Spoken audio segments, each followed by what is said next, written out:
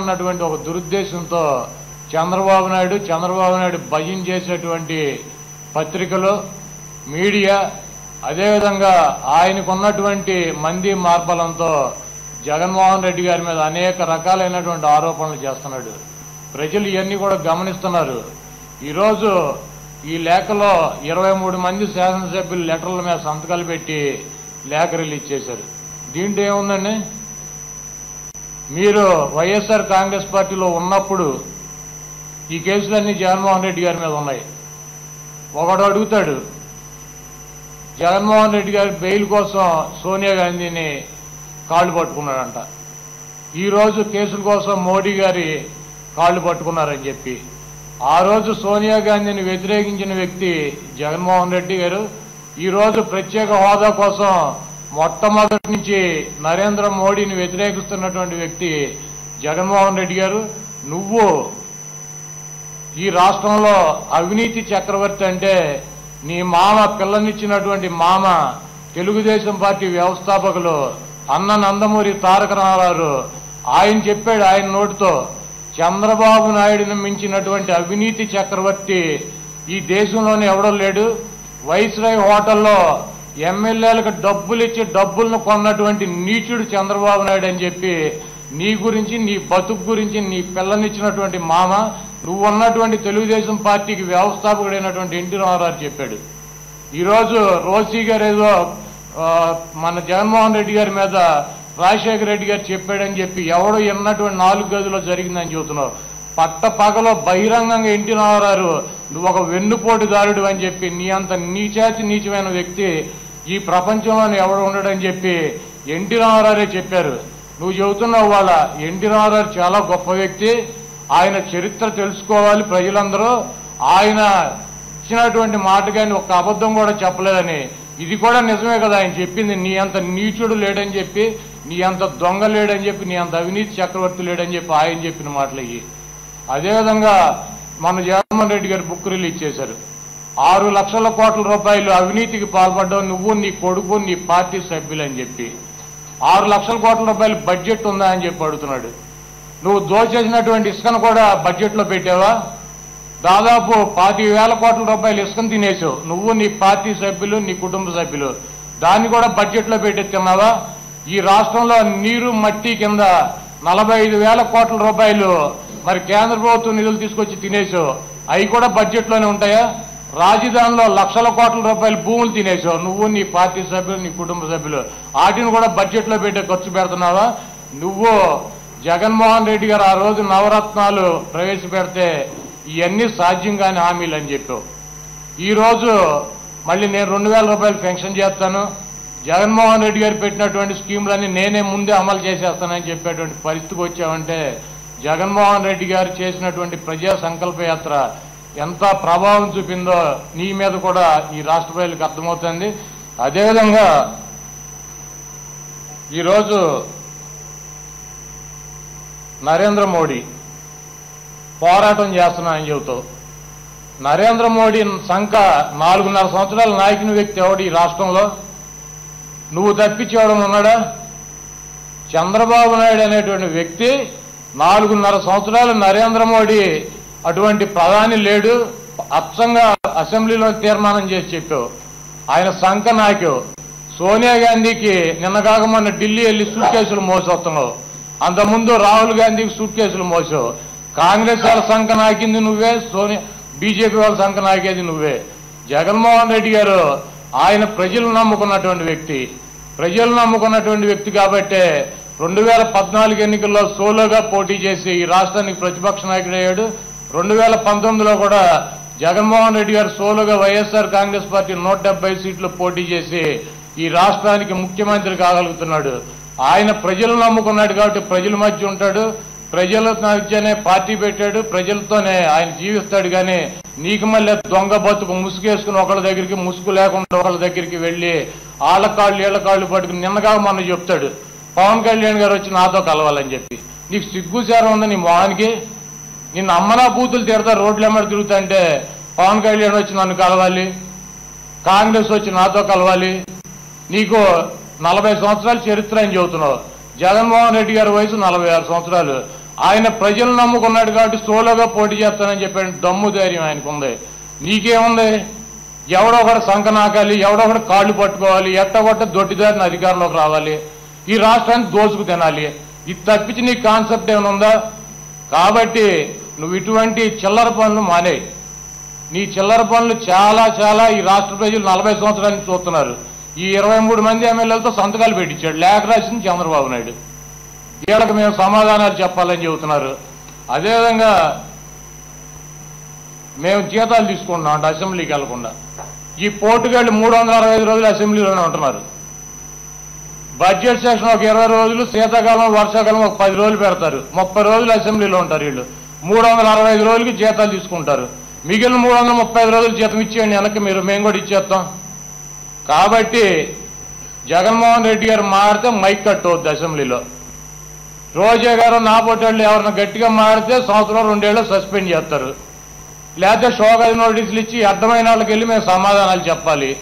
అసెంబ్లీలో మా వాయిస్ ఎక్కడ ఇచ్చారు. ఈ రోజు నేను ఒకటి చెప్తున్నా, స్పీకరు, ఇటువంటి స్పీకర్నే ఈ రాష్ట్ర ప్రజలు ఎప్పుడన్నా చూశారా? గతంలో నారాయణ మనోహర్ గారు మమ్మల్ని డిస్క్వాలిఫై చేశాడు, మేము పార్టీ మారామని చెప్పి. ఈ జిల్లాలో నేను, జోగి రమేష్, పేరు నాని గారు 11 నెలలు 11 అనగా మమ్మల్ని డిస్క్వాలిఫై చేశాడు ఆయన.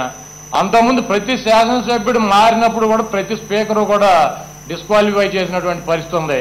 ఇటువంటి తెలుగుదేశం చంద్రబాబు నాయుడు మాటిని సభను నడిపేటువంటి అసమర్థ స్పీకర్ కోడెల శివప్రసాద్ ఉన్నటువంటి ఈ సభలో న్యాయం జరగదని చెప్పి ప్రజల మధ్యకి వెళ్ళాం. కానీ మాకేమీ ఒళ్ళు బలిసి కాదు. ఈ రోజు జగన్మోహన్ రెడ్డి గారు ఒకటే చెప్తున్నా, ఆ రోజు రాజశేఖర రెడ్డి గారి మీద ఏ రకమైనటువంటి దాడి జరిగిందో, రాజశేఖర రెడ్డి గారు అధికారంలోకి వస్తే ఏ రకంగా చేస్తాడని చెప్పి ఈ చంద్రబాబు నాయుడు, ఈ ఎల్లో మీడియా, ఈ తెలుగుదేశం పార్టీ శ్రేణులు చెప్పినాయో అదేవిధంగా జగన్మోహన్ రెడ్డి గారి మీద కూడా వ్యక్తిగతంగా ఆయనకున్నటువంటి అన్ని విధాలుగాను ఆయన మీద దాడి చేసి ఆయన్ని తక్కువ చేసి చూపించేటువంటి ప్రయత్నం చేస్తున్నారు. ఈ రాష్ట్ర ప్రజలకు నేను విజ్ఞప్తి చేస్తున్నా, జగన్మోహన్ రెడ్డి గారంతా దమ్ము ధైర్యం కలిగినటువంటి వ్యక్తి ఈ రాష్ట్రంలో ఏ నాయకుడు కూడా లేడు. ఆయన ఇచ్చినటువంటి మాట కోసం, ఆయన నమ్ముకున్నటువంటి సిద్ధాంతం కోసం ఆయన నష్టపోవటాకైనా సిద్ధంగా ఉంటాడు. కానీ మాట తిప్పని మడమ తిప్పనటువంటి ఏకైక రాజకీయ నాయకుడిగా ఈ చరిత్రలో జగన్మోహన్ రెడ్డి గారు నిలిచిపోతారు. ఒక్కసారి కనుక ఆయనకు అవకాశం ఇచ్చినట్లయితే ఈ రాష్ట్రంలో ఆయన బతికున్నంతకాలం ముఖ్యమంత్రిగా ప్రజల ఆశీస్సులతో ఉంటాడని చెప్పి, చనిపోయిన తర్వాత కూడా ప్రజల గుండెల్లో రాజశేఖర రెడ్డి గారి కన్నా గొప్ప స్థానం సంపాదించుకుంటాడని చెప్పి ఈ చంద్రబాబు నాయుడు లాంటి దొంగ వ్యక్తులు, ఈ దొంగ ముఖ్యమంత్రి రామారావు చెప్పాడు, నీచుడు, నికృష్టుడు, వెన్నుపోటుదారుడు, ఇటువంటి అవినీతి చక్రవర్తి లేడని చెప్పి, దయచేసి నిన్నగాక మొన్న జరిగినటువంటి తెలంగాణ ఎన్నికల్లో వెళ్ళాడు పెద్ద పోటుగాడిని అని చెప్పి, అక్కడ ఏదో పగలదెత్తానని చెప్పి అక్కడ గుడ్డలోడ తీసి పంపించారు ఇక్కడికి. అయినా సిగ్గురాల. మొన్న కేసీఆర్ గారు ఆయన ప్రెస్ మీట్ పెట్టి ఆయనకు ఒక 20 క్వశ్చన్లు అడిగాడు, ఒక్కదానికి సమాధానం లేదు. మళ్ళీ ఇక్కడ ఈయనకున్న ఊరకొక్కలు ఆడితో బోబోమని మురిగిస్తాడు ఆయన మీద. వాళ్ళు నేను మాట్లాడా, మళ్ళీ సాయంత్రానికి ఇక్కడే ఉంటాయి బేవాళ్ళ రోడ్లు ఎమ్మడి తిరుగుతా, అవి 4-5 వచ్చి మురుగుతూ ఉంటాయి. కాబట్టి చంద్రబాబు నాయుడు నీ టైం అయిపోయింది, నీకు 125 డేస్ నీ టైం అయిపోయింది. కాబట్టి ఇప్పటికైనా నువ్వు బుద్ధి తెచ్చుకుని ప్రజల యొక్క కష్టాలు, నష్టాలు, సుఖాలు తెలుసుకుని చెప్పి ఈ 125 రోజులైనా వాళ్ళకి ఏమన్నా సేవ చేసి కనీసం పోయేటప్పుడన్నా మంచి అనిపించుకో. నువ్వు గనక ఇదే ప్రవర్తన, మొన్న వెళ్ళి కడప స్టీల్ ప్లాంట్కి శంకుస్థాపన చేస్తాడు. ఇంకా నెల రోజుల్లో నోటిఫికేషన్ వస్తే కడప స్టీల్ ప్లాంట్ కట్టేస్తాడంట. నిన్న వెళ్ళి అక్కడ ఎయిర్పోర్ట్ షిప్ యార్డ్కి శంకుస్థాపన, షిప్ యార్డ్ కట్టేస్తాడంట. ఇక్కడెక్కడో పెద్ద పేపర్ ఫ్యాక్టరీ కట్టేస్తాడంట, ప్రపంచంలో ఎక్కడా లేనిది, కేంద్రం సహకరించకపోయినా. ఢిల్లీ లాంటి అమరావతిని కట్టేస్తా, సింగపూర్ లాంటి అమరావతిని కట్టేస్తానని చెబుతాడు. ఏమీ లేవు. చంద్రబాబు నమ్ముకున్నది రెండే. ఒకటి, ఈ శంకుస్థాపన చేసేసి 20 రోజుల్లో నన్ను మళ్ళీ ఇంకొక 5 సంవత్సరాలు గెలిపిస్తే మళ్ళీ నేను ఈ రాష్ట్రాన్ని ఓడతీస్తాను, పగలు తీస్తాను అని చెప్పి ప్రజలను నమ్మించాలని ఒకటి. ఆయన కొట్టేసిన కన్నాలేసినటువంటి 6 లక్షల కోట్ల రూపాయలు ఎన్నికల్లో ఖర్చు పెట్టి గెలవాలని చెప్పి, ఈ రెండు తప్పించి చంద్రబాబు నాయుడికి అసలు మూడోటువంటి సిద్ధాంతమే లేదు. చంద్రబాబు నాయుడు అటువంటి నీచమైనటువంటి ముఖ్యమంత్రి ఈ రాష్ట్రం దరిద్రం ఎప్పుడు వదులుతా అని చెప్పి రాష్ట్ర ప్రజలు 125 రోజులు ఎదురు చూస్తున్నారు. జగన్మోహన్ రెడ్డి గారి విజయాన్ని ఆపగలిగినటువంటి శక్తి ఎవరికీ లేదు. ప్రజల ఆశీస్సులు, దేవుడి ఆశీస్సులు ఆయనకు పుష్కలంగా ఉన్నాయి. తప్పకుండా ఆయన ఈ రాష్ట్రంలో ముఖ్యమంత్రి అవుతాడని చెప్పి తెలియజేస్తూ, నువ్వు చంద్రబాబు నాయుడు ఇటువంటి చిల్లర మాటలు మాట్లాడతాం, ఇటువంటి చిల్లర పేపర్లు రిలీజ్ చేయటం, ఇటువంటి కార్యక్రమాలు ఆపు. ఎందుకంటే నీ చరిత్ర నీ దగ్గర ఉన్నటువంటి ఎమ్మెల్యేల కన్నా మాకు తెలిసి ఎక్కువ. మా పార్టీలోంచి చేర్చుకున్న నలుగురు శాసనసభ్యులకు నువ్వు మంత్రులు ఇచ్చావు. ఇవ్వగానే నిన్ను అమ్మనా బూతులు తిట్టారు నీ శాసనసభ్యులే, 4-5. తిట్టగానే వాళ్ళని పిలిపించుకుని వాళ్ళకు కూడా ఏదో ఒకటి చేసి వాళ్ళని కామ్ చేసావు.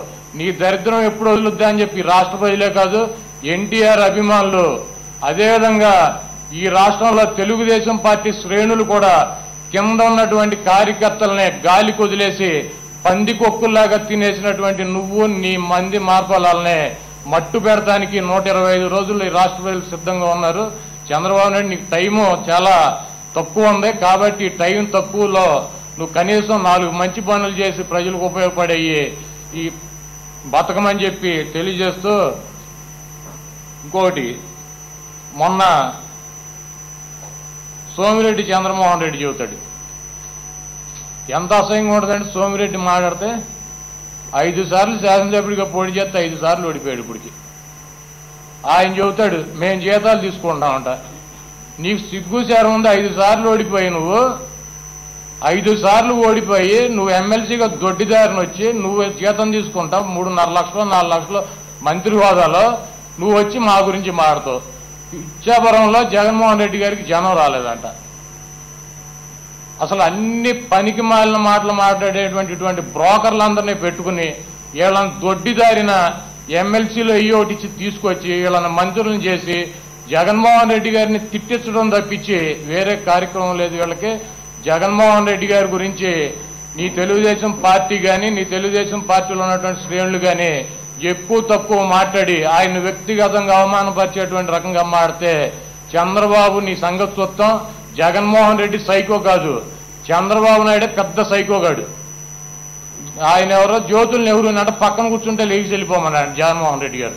జగన్మోహన్ రెడ్డి గారు ఎటువంటి వ్యక్తుల్ని కనీసం ముట్టుకుంటా కూడా మనం ఇబ్బంది పడేటువంటి వ్యక్తుల్ని ఆయన 2 చేతులతో ముట్టుకుని ముద్దు పెట్టేటువంటి పరిస్థితి ఉంటుంది.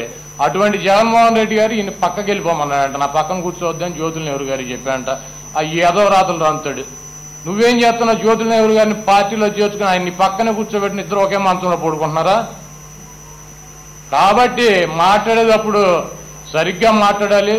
నీకు 70 సంవత్సరాలు వస్తున్నాయి, మాతో చెప్పించుకునేటువంటి పరిస్థితి దిగజారావంటే నీ పరిస్థితి నువ్వు ఎంత డిప్రెషన్లో ఉన్నావో, నువ్వు నీ జీవితం ఎంత సైకో జీవితం అనుభవిస్తున్నావో ఈరోజు అర్థమవుతుందని చెప్పి తెలియజేస్తూ, జగన్మోహన్ రెడ్డి గారి గురించి మీరు మాట్లాడితే దానికి 2 చంద్రబాబు గురించి మాట్లాడి చంద్రబాబు నాయుడు జీవిత చరిత్ర, చంద్రబాబు నాయుడు యొక్క అవినీతి చరిత్ర వెన్నుపోటు చేస్తే కోడి కత్తి పార్టీ అంటాడు. నీదేంటి కట్టప్ప కత్తా?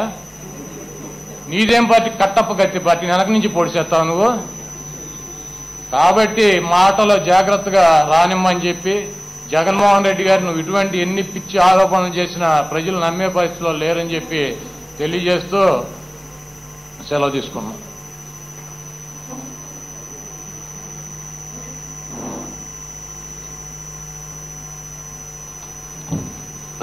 వార్తావాణి న్యూస్ ఛానల్ ఎప్పటికప్పుడు రాజకీయ, సినీ విశేషాలు, స్పోర్ట్స్ మరియు సాంకేతిక పరమైన మరెన్నో విషయాలను మన ముందుకు తెస్తుంది. మరింత సమాచారం కొరకు వార్తావాణి న్యూస్ ఛానల్ ని సబ్స్క్రైబ్ చేయండి.